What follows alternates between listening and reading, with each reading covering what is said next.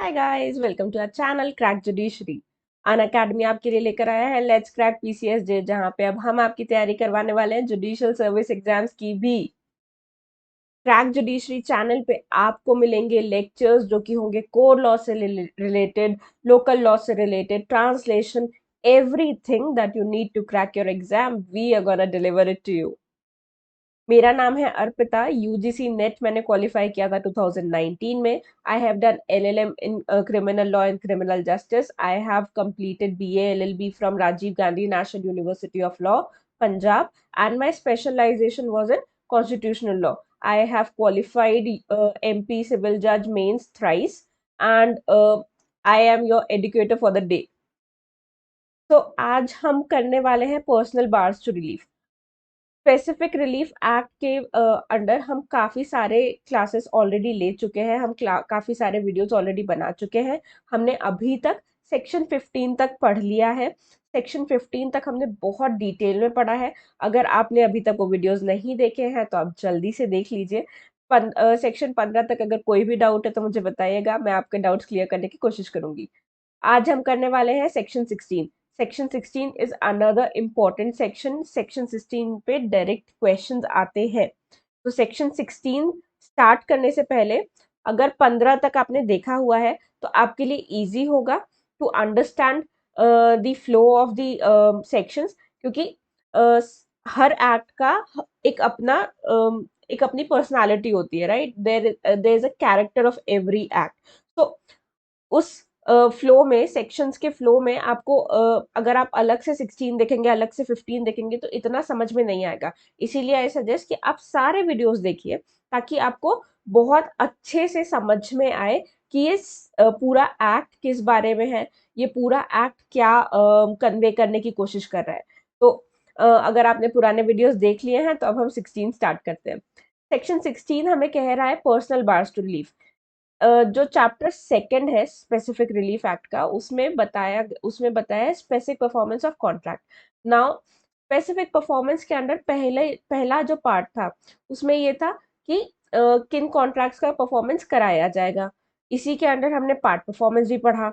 इसके बाद आया कि किन कॉन्ट्रैक्ट का परफॉर्मेंस नहीं कराया जाएगा, जिसके अंडर हमने 14 और 14A पढ़ा।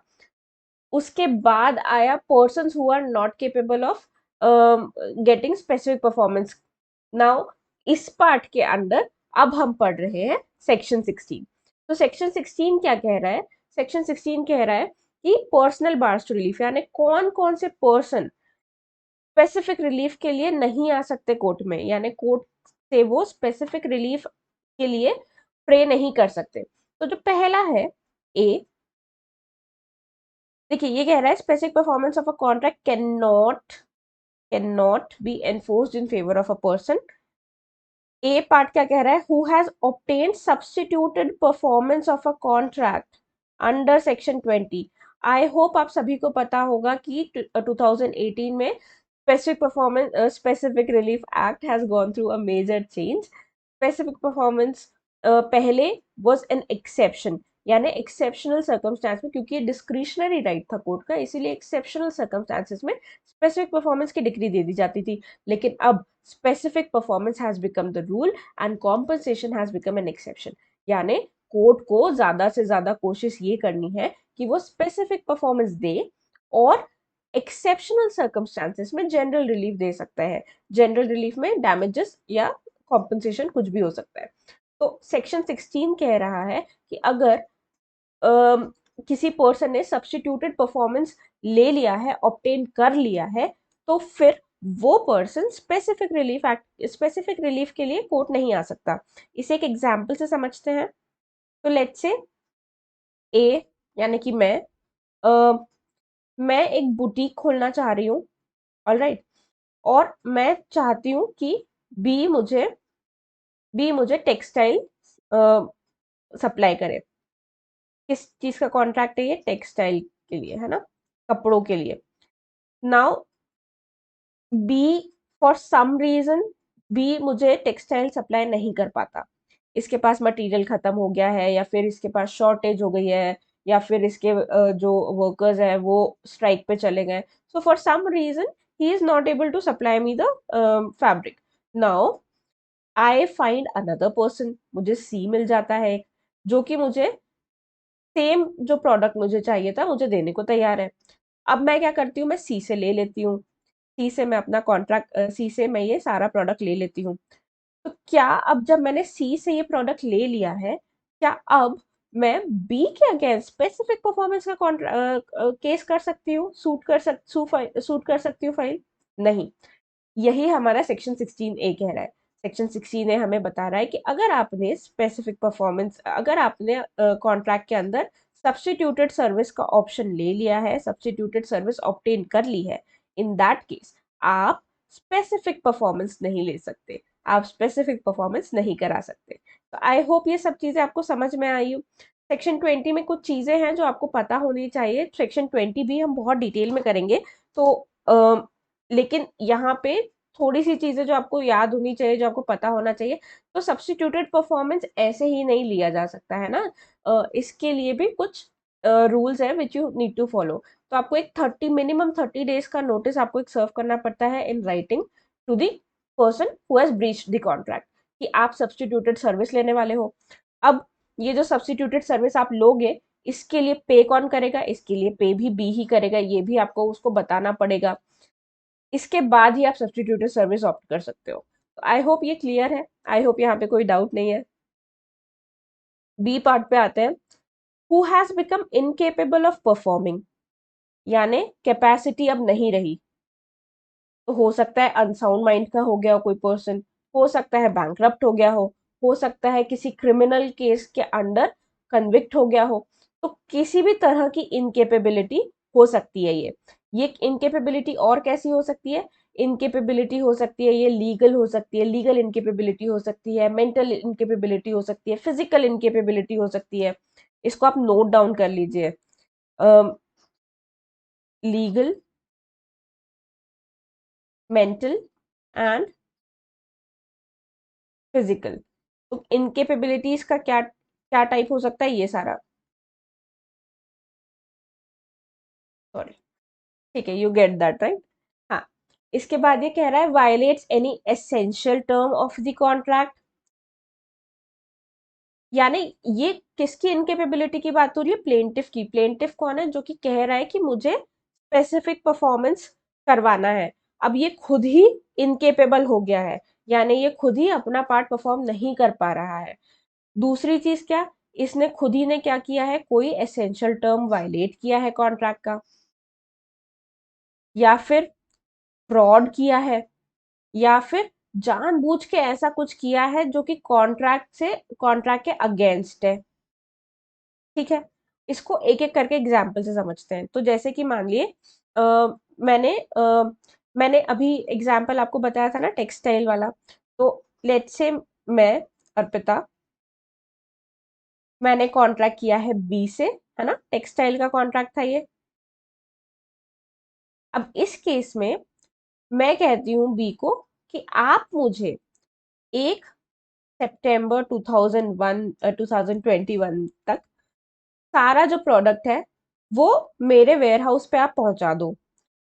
ये प्रोडक्ट कितने का है? लेट्स से 10 लाख का प्रोडक्ट है, 10 लाख का प्रोडक्ट है ये। अब बी तो तैयार है, लेकिन मेरे पास पैसा ही नहीं है। I do not have 10 lakh rupees with me.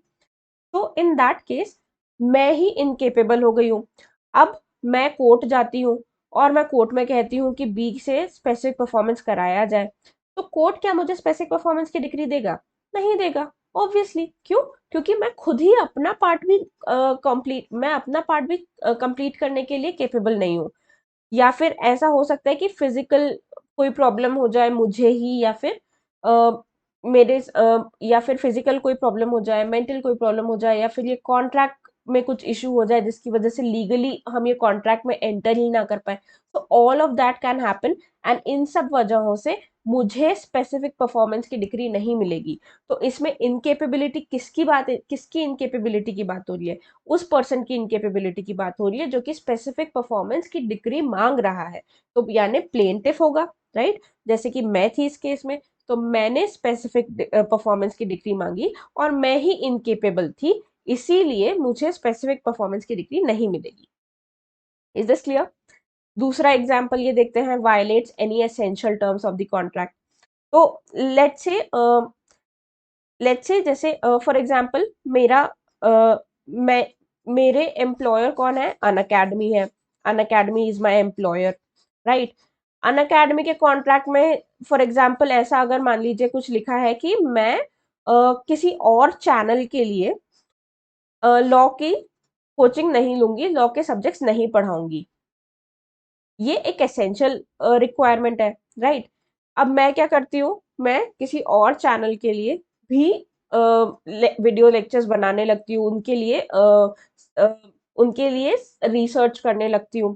तो this is a violation of the terms of contract. अब कुछ टाइम बाद अनअकैडमी लेट से मुझे पैसे देना बंद कर देता है, मेरे वीडियोस मुझे मुझे वीडियोस देना बंद कर देता है, मुझे प्रमोट करना बंद कर देता है। तो मैं स्पेसिफिक कॉन्ट्रैक्ट के स्पेसिफिक परफॉर्मेंस के लिए अनअकैडमी पे केस करती हूँ।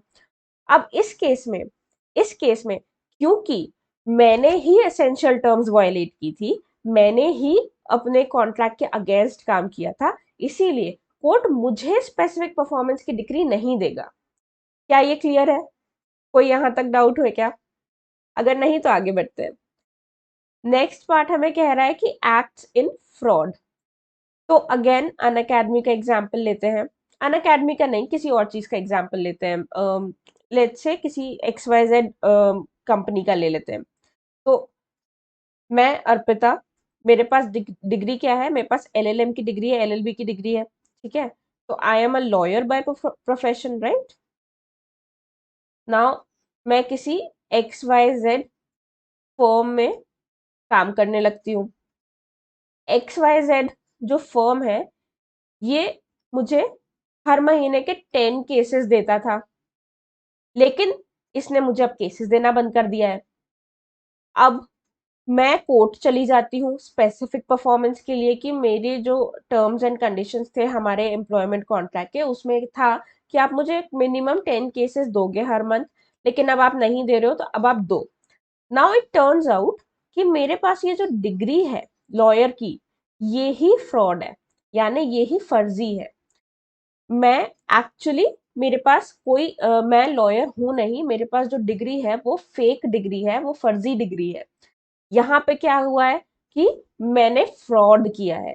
तो क्या मैंने जब फ्रॉड कर दिया है, तो क्या मैं कोर्ट से स्पेसिफिक परफॉर्मेंस करवा सकती हूँ XYZ फर्म के अगेंस्ट? क्या मैं करवा सकती हूँ? ऑफ कोर्स नहीं करवा सकती, राइट? तो यही हमारा पॉइंट बी कह रहा है। तो आई होप आपको सभी चीजों का मीनिंग क्लियर होगा। तो पहला बी का पॉइंट जो है वो ये है, इनकेपेबल ऑफ परफॉर्मिंग। दूसरा वो कह रहा है कि वायलेट्स एनी एसेंशियल टर्म्स। तीसरा कह रहा है कि फ्रॉड में आपने कुछ काम किया हो, ठीक है? फ्रॉड में काम किया हो या फिर किसी एक्ट्स इन वेरिएंस, यानी अपने कॉन्ट्रैक्ट के टर्म्स के अगेंस्ट जाके कुछ किया हो। तो ये सारी चीजें आपको आई होप क्लियर हुई होंगी। सी सी जो इसका क्लॉज है, ये इतना इम्पोर्टेंट क्लॉज है। इसके ऊपर अलग से क्वेश्चंस आते हैं। इसके ऊपर क्वेश्चंस कैसे आते हैं? सी जो है ना, ये बेसिकली दो प्रिंसिपल्स पे बना है। एक है कि one who seeks equity must do equity. इसको आप नोट डाउन कर लीजिए, बहुत इंपॉर्टेंट है, क्योंकि क्वेश्चन ऐसे ही आता है कि कहाँ ऐसा कोई प्रिंसिपल दिया हुआ है स्पेसिफिक रिलीफ एक्ट में जो बात कर रहा है one who seeks equity must do equity. तो ये कहाँ दिया हुआ है? 16 के सी में।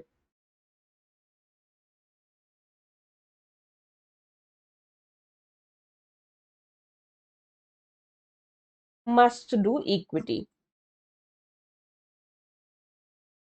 ठीक है? दूसरा जो प्रिंसिपल है वो ये है कि the plaintiff must come with clean hands to the court, right? Plaintiff must come with clean hands in the court। ये दो प्रिंसिपल्स पे ये सी जो सब क्लॉज है ये बना हुआ है, ये बहुत इंपॉर्टेंट है। क्यों इंपॉर्टेंट है? क्योंकि इसके ऊपर अलग से क्वेश्चंस आते हैं। पर्सनल बार्स टू रिलीफ के ऊपर तो आते ही है, सेक्शन 16 के ऊपर तो पूरा आएगा ही, लेकिन 16 अपने आप में ही काफी इम्पोर्टेंट है। देखिए 16 क्या कह रहा है, अब ये जो ब्रैकेट में टर्म्स लिखे हैं ना, इसका मतलब ये है कि ये अमेंडेड टर्म्स हैं, ये 2018 के अमेंडमेंट से चेंज हुए हैं।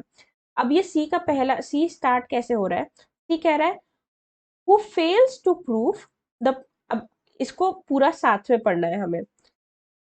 Specific performance of a contract cannot be enforced in favor of a person who fails to prove, यानी स्पेसिफिक परफॉर्मेंस उस पर्सन के अगेंस्ट नहीं होगा who fails to prove that he has performed, यानी उसने उसका पार्ट परफॉर्म कर दिया है, और always has been ready and willing, ये बहुत बहुत इंपॉर्टेंट टर्म है, ready and willing, always has been ready and willing to perform the essential terms of the contract which are to be performed by him other than the terms of the performance which has been prevented or waived off by the defendant। इसको समझते हैं detail में। अब ये कह रहा है कि अगर प्लेंटिफ ये प्रूव करना ये प्रूव नहीं कर पाता कि उसने उसका पार्ट परफॉर्म कर दिया है, यानी कॉन्ट्रैक्ट अगर दो लोगों के बीच में था तो उसने उसका पार्ट परफॉर्म कर दिया है, या फिर he has been ready and willing to perform, यानी वो तो तैयार बैठा है अपना कॉन्ट्रैक्ट परफॉर्म करने के लिए, लेकिन सामने वाला नहीं कर रहा, अगर ये चीजें प्लेंटिफ प्रूव नहीं कर पाता है, इन दैट केस उसके अगेंस्ट स्पेसिफिक परफॉर्मेंस की डिग्री नहीं दी जा सकती, यानी उसको स्पेसिफिक परफॉर्मेंस के लिए उसके फेवर में स्पेसिफिक परफॉर्मेंस की डिग्री नहीं दी जा सकती। दूसरी चीज ये क्या कह रहा है कि other than the terms of the performance which have been prevented और waived off by the defendant, यानी डिफेंडेंट ने मना कर दिया कि आप ये रहने देना, ये मैं कर दूंगा। इसको एग्जाम्पल से समझते हैं ताकि आपको इजीली समझ में आए। टेक्सटाइल वाला एग्जाम्पल लेते हैं, तो लेट्स से मैंने बी के साथ कॉन्ट्रैक्ट किया था, राइट, हमारा टेक्सटाइल के लिए कॉन्ट्रैक्ट हो गया था, 10 लाख रुपए में कॉन्ट्रैक्ट हुआ था, 1 सितंबर 2021 को उसको डिलीवरी देनी थी। Now if I fail to prove, देखिए पहला पार्ट क्या कह रहा है, that he fails to prove that he has perform the contract, यानी if I fail to prove that I have given B the amount, यानी मैंने अपना पार्ट परफॉर्म कर दिया है, मैंने उसे 10 लाख दे दिया है, या तो मैं ये प्रूव करने से ये प्रूव नहीं कर पाऊं।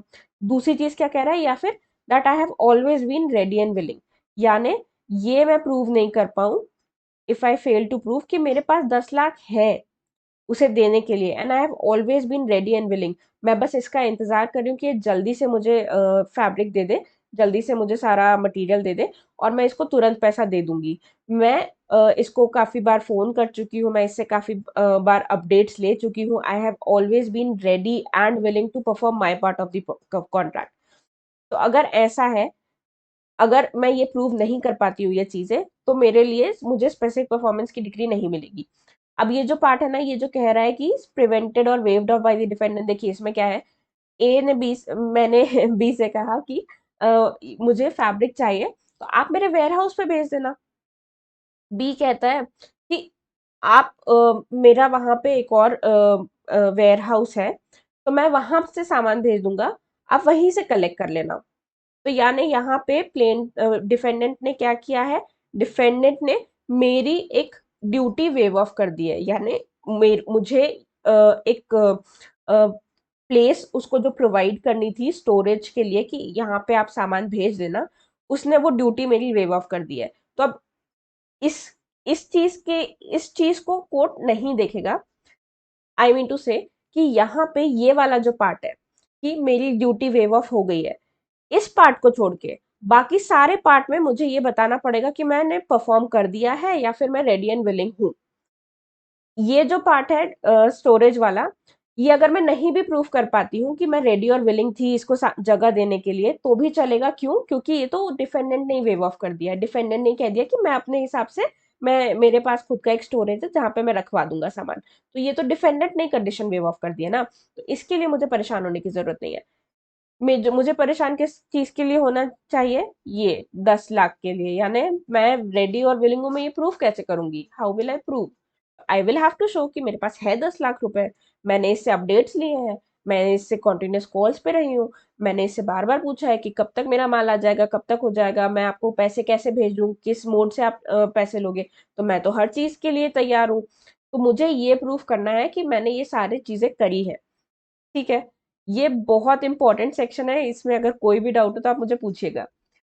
अब ये इसका एक्सप्लेनेशन क्या कह रहा है, देखिए एक्सप्लेनेशन टू सी कह रहा है, where a contract involves the payment of money, जहां भी कॉन्ट्रैक्ट में पेमेंट ऑफ मनी की बात है, पैसे की बात है, it is not essential for the plaintiff to actually tender to the defendant. Tender करना यानी what is the meaning of tender, देना, ठीक है।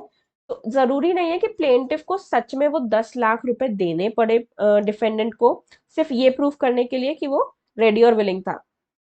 रेडीनेस एंड विलिंगनेस प्रूव करने के लिए एक्चुअली में पैसा देना जरूरी नहीं है, ना ही कोर्ट में डिपॉजिट करना जरूरी है, except when directed by the court. यानी जब कोर्ट मना कर दे, कि कोर्ट कह दे कि अब आप इतने रेडी हो, इतने विलिंग हो, तो कर दो पैसे जमा, कोर्ट में कर दो पैसे जमा, तब मैं कोर्ट में पैसे जमा करूंगी। लेकिन अगर कोर्ट ने ऐसा कोई डायरेक्शन नहीं दिया है, तो कोर्ट के डायरेक्शन के बिना ये जरूरी नहीं है कि मुझे पैसे एक्चुअली देना पड़े, पैसे एक्चुअली डिफेंडेंट को देना पड़े या फिर कोर्ट में डिपॉजिट कराना पड़े, ये इसकी जरूरत नहीं है। तो कैसे मैं प्रूव करूंगी कि मेरे पास पैसा है? How will I prove that? Bank statement दिखा दूंगी, मैं अपनी पासबुक दिखा दूंगी, इन चीजों से मैं प्रूफ कर दूंगी कि मेरे पास पैसा तो है, देखो I am ready with the money and I am willing to perform my part of the contract. तो इसमें एक्चुअली ये जरूरत नहीं है कि आपको पैसा देना पड़े और कोर्ट में जमा करना पड़े to prove that you are ready and willing. Now second part इसका क्या कहता है, the plaintiff must prove. Plaintiff को जरूरी है प्रूव करना, मस्ट ये भी ब्रैकेट में है, दैट मीन्स ये अमेंडमेंट से आया है, must prove performance of or readiness and willingness to perform the contract according to its true construction। ये कह रहा है कि प्लेंटिफ को क्या प्रूफ करना है, या तो उसने परफॉर्मेंस कर दी है, अगर कर दी है तो वो प्रूफ कर दे कि मैंने अपना परफॉर्मेंस कर दिया है। दूसरा कि रेडी एंड विलिंगनेस था उसका, वो हमेशा रेडी था, विलिंग था to perform his part of the contract according to his true construction. Now what is ये ट्रू कंस्ट्रक्शन का मीनिंग क्या है? इसका मीनिंग बस ये है कि हर कॉन्ट्रैक्ट क्योंकि अलग होता है, हर कॉन्ट्रैक्ट के सर्कमस्टांसेस अलग होते हैं, तो अपने कॉन्ट्रैक्ट के हिसाब से, उस सर्कमस्टांस के हिसाब से ही was ready and willing to perform the part of the contract. तो जहां पे पैसे की बात है, वहां पे ही should have the bank balance, that would show his readiness and willingness. जहां पे किसी और चीज की बात है, वहां पे उस केस के हिसाब से देखा जाएगा। जैसे मैं एजुकेटर हूँ अन अकेडमी पे, तो मैं अपनी विलिंगनेस और रेडीनेस कैसे प्रूव करूंगी? How will I prove? मैं अपने रिकॉर्डेड वीडियोस दिखा दूंगी कि देखिए मैंने तो वीडियोस रिकॉर्ड करके रखे थे, ये दिखाता है कि मैं अपना पार्ट ऑफ द कॉन्ट्रैक्ट तो पूरा करना चाहती थी, अब अगर ये मुझे पैसे नहीं देते हैं तो इसके लिए specific performance of the contract करवाया जाए। आई होप ये क्लियर है, आई होप यहाँ तक कोई डाउट नहीं है। यही था सेक्शन 16, इतना ही है। अब हम केस लॉज देख लेते हैं जल्दी से। केस लॉ सबसे पहला है आर.सी. चंडोक वर्सेस चुन्नीलाल सभरवाल। तो देखिए इस केस में क्या हुआ था, इस केस में कोर्ट ने कहा था कि कोई स्ट्रेट जैकेट फॉर्मूला नहीं है रेडीनेस एंड विलिंगनेस प्रूफ करने के लिए। कई केस में फाइनेंशियल स्टेटमेंट आपको, फाइनेंशियल स्टेटस आपको प्रूफ करना है कि आपके पास फाइनेंशियल कैपेसिटी है टू कॉन्ट्रैक्ट और नॉट। कई केसेस में आपको कुछ और प्रूफ करना पड़ेगा। So there is no straitjacket formula कि ये सारी चीजें हैं तो आप रेडी और विलिंग थे। ये case to case, circumstances to circumstances differ करेगा। दूसरा है Sohan Lal versus union of India. ये डील करता है हमारे फर्स्ट, हमारे सेकंड बी क्लॉज से, जहां पे हमने पढ़ा था ना इनकेपेबल ऑफ परफॉर्मिंग हो गया या फिर वायलेट एनी एसेंशियल टर्म्स, ये उससे रिलेट करता है। सॉरी, तो ये कहता है Sohanlal versus union of India में हमें कहा गया है कि इस केस में एक कॉन्ट्रैक्ट हुआ था, लेकिन उस कॉन्ट्रैक्ट का एग्जीक्यूशन प्रूव ही नहीं हुआ। ये प्रूव ही नहीं कर पाए कि वो कॉन्ट्रैक्ट था, वो कॉन्ट्रैक्ट एग्जीक्यूट हुआ है या नहीं हुआ है।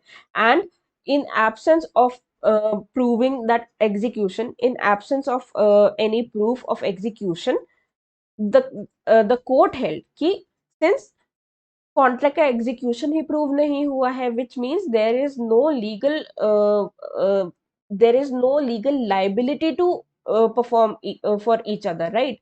सिंस कोई लीगल लाइबिलिटी नहीं है, कोई लीगल ऑब्लिगेशन नहीं है आपकी परफॉर्म करने की, हेंस स्पेसिफिक परफॉर्मेंस इस कॉन्ट्रैक्ट में नहीं दिया जा सकता। तो हमने जब इनकेपेबिलिटी पढ़ा था तो मैंने वहां पे लिखा था कि लीगल इनकेपेबिलिटी भी हो सकती है, मेंटल भी हो सकती है, फिजिकल भी हो सकती है। तो this is one of the example of legal incapability, यानी कॉन्ट्रैक्ट हुआ लेकिन उसका एग्जीक्यूशन ही प्रूव नहीं हुआ। सिंस कॉन्ट्रैक्ट का एग्जीक्यूशन ही प्रूव नहीं हुआ तो उसका स्पेसिफिक परफॉर्मेंस तो करवाया ही नहीं जा सकता। So this belongs to legal incapability.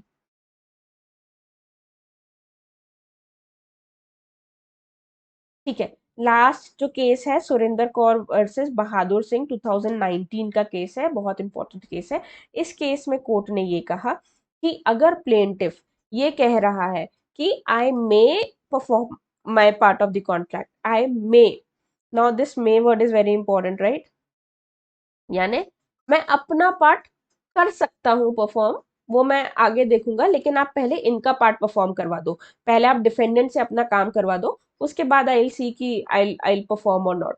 Now court ने ये कहा कि this statement that I may perform the contract goes against the principle of readiness and willingness. यहाँ पे प्लेंटिफ को प्रॉम्प्टनेस दिखानी है, प्लेंटिफ को अपनी विलिंगनेस दिखानी है, इसे रेडीनेस दिखानी है कि मैं एकदम तैयार हूं अपना कॉन्ट्रैक्ट करने के लिए। जहां पे कोई पर्सन, कोई प्लेंटिफ ये कह रहा है कि मैं कर दूंगा, देखता हूँ, पहले इससे तो परफॉर्म करा दो आप, पहले डिफेंडेंट तो अपना काम कर दे, फिर उसके बाद आई सी। ऐसा अगर प्लेंटिफ का स्टैंड है तो उस केस में स्पेसिफिक परफॉर्मेंस नहीं मिलेगा। I hope this is clear. इतना ही था सेक्शन 16।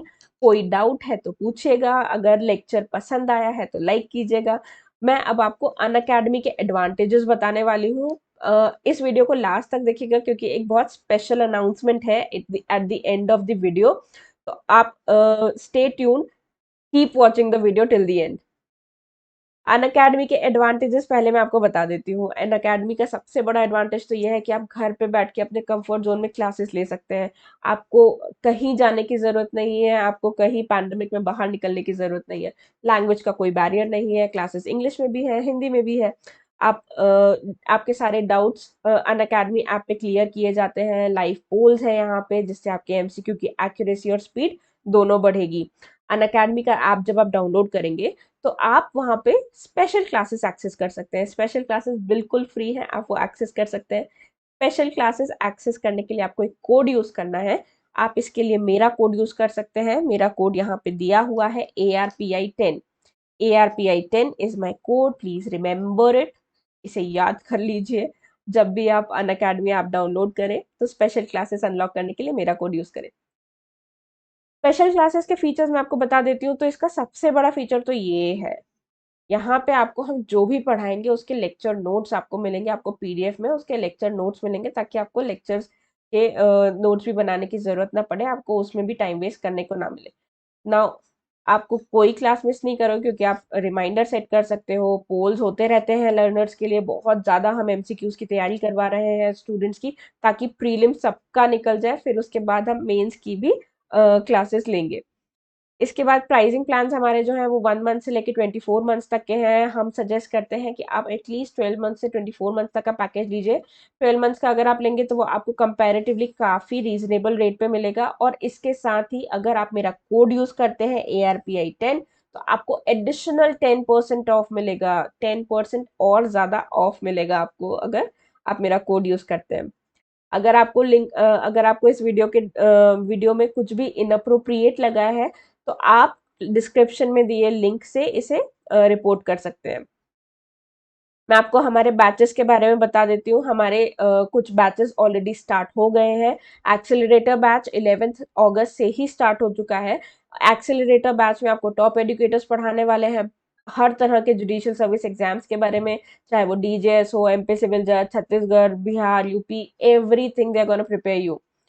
अल्टीमेट 6 मंथ बैच शुरू हुआ है यूपीपीसीएस जे के लिए। अगर आप उत्तर प्रदेश जुडिशरी में इंटरेस्टेड है तो आपको ये बैच ले लेना चाहिए। ये 25th से स्टार्ट होने वाला है, यानी आज से ये बैच कल से, सॉरी, ये बैच स्टार्ट होने वाला है 25 अगस्त से।